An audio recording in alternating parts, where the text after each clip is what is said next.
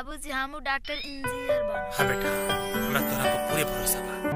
बाबूजी हमू पढ़े जाते। जो पढ़ लिख के कलेक्टर बन जइहे पढ़े जाता नहीं।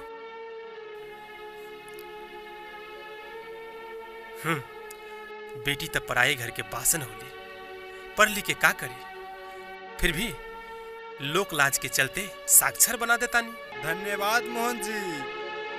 आज के समय में सब लोगन के अपन अपन घर और बाड़ी में टॉयलेट बनावे के चाहिए।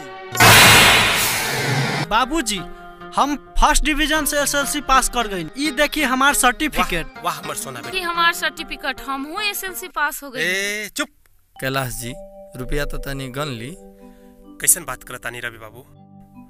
रउआ ई खोखला समाज के बात सुन के अपना बेटी पर लालसा लगावता नहीं बाबूजी। राधा हम भगवान शिव के मंदिर में तोहरा के अपन पत्नी स्वीकार करता नहीं। अब यह भगवान हमनी के रक्षा करी।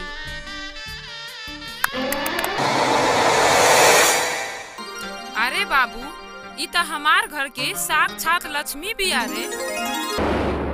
ए विधायक अपना जवान के लगाम दे, न तो इतना रेलब कि दोबारा विधायक बने के लायक न रहबे।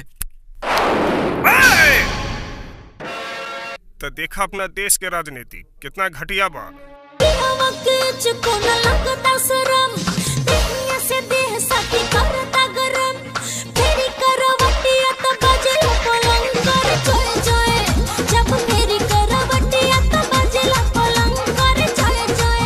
सूरज